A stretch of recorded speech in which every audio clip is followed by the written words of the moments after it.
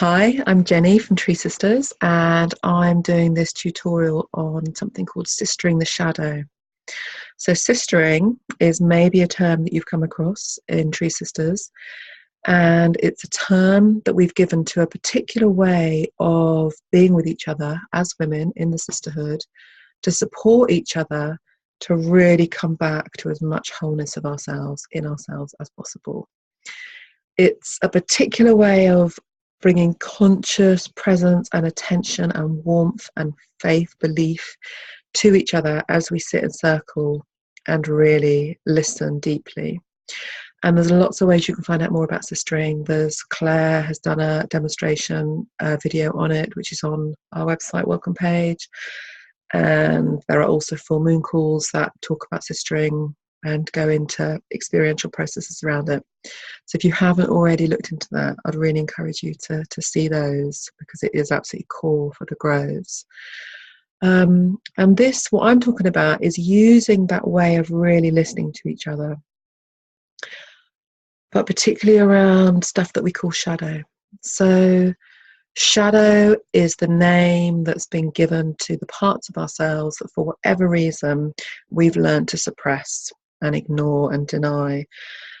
And that's because at some point in our lives we came to learn that those parts of ourselves weren't welcome, weren't approved of, weren't accepted of, and we might have been punished for them. We might have had love withdrawn from us if we'd shown particular behaviours.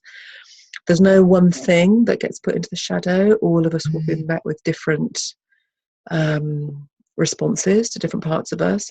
For women, there's some common themes. We've often had our anger judged, we've often had our sexuality shamed, we've often had our needs mocked. So there's some common ground, but actually for every woman who's been judged for being wild and free and out there, there's also other women who've been judged for being nice and kind and soft. So there's no one rule that applies, but fundamentally we're talking about the parts of ourselves that we've learned to suppress.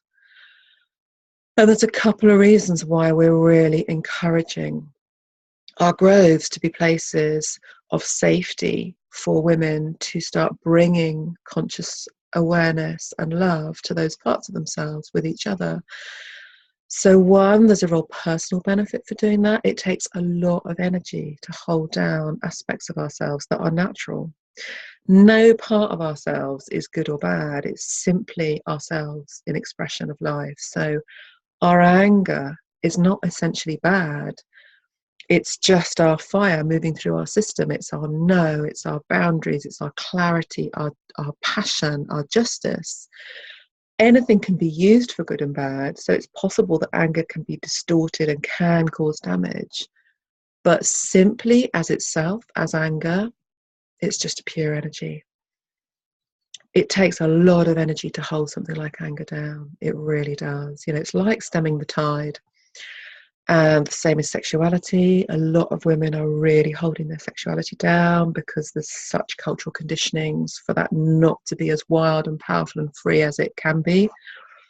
So there's personal relief in the system if we start to name and work with our shadow and free up the judgments and the energy, the trapped energy. But also collectively as women, it's a really healing process because we've been so subjugated as a group at this time on earth, and we've really come to mistrust each other. There's a risk in the sisterhood when we come together that because of the historic mistrust and the way we've been separated from each other, that the shadow, if it doesn't get owned and named directly, it seeps out sideways. It comes out in unconscious behaviours, and we end up with groups where things like projections happen, scapegoating happens, exclusion happens, all of which can be extremely painful. We probably all experience something of that as women, either on the receiving side of it or delivering that to other women, and both are really uncomfortable places. So as a recognition of where we are as women, we're really encouraging the sisterhood to really strengthen and grow and expand and deepen, but we're not doing that without an acknowledgement that there's going to be some challenges on the way, because we've got some very difficult history to overcome with each other.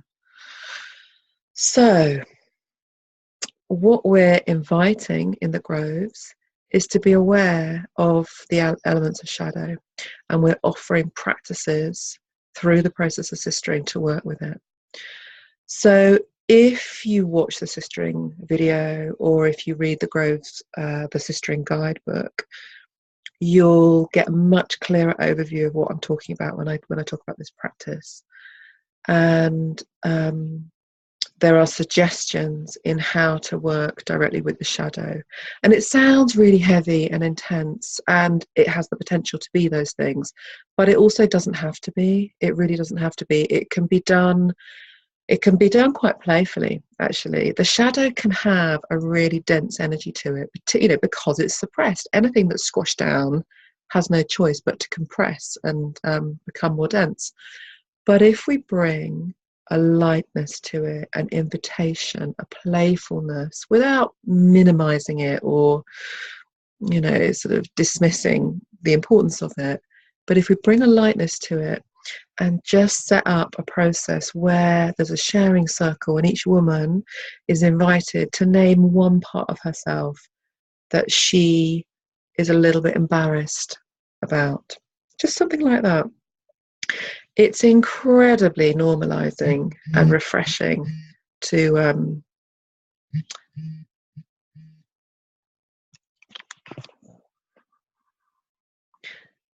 it's incredibly normalizing and refreshing to be in a room full of women, all of whom are saying, I feel similar. There's this part of me that I've never really known if it's okay, that I've always carried some shame around or some fear around. It doesn't look the same part as you, but the feelings about it are similar.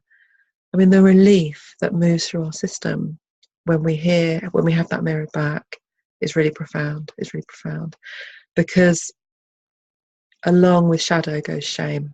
And this is something that we'll talk about in another video at some point, is the sort of journey around clearing shame. But this is a really good first step to start doing that. So anything else I want to say right now? Yeah, I'd really encourage you to explore this in the Facebook page, on the Groves Facebook page.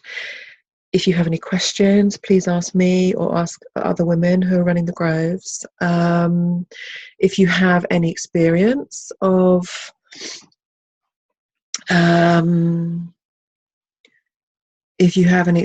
trying out some of the shadow practices, I would love to hear from you. I really would. So yeah, please stay in touch and let us know how things go. Thank you.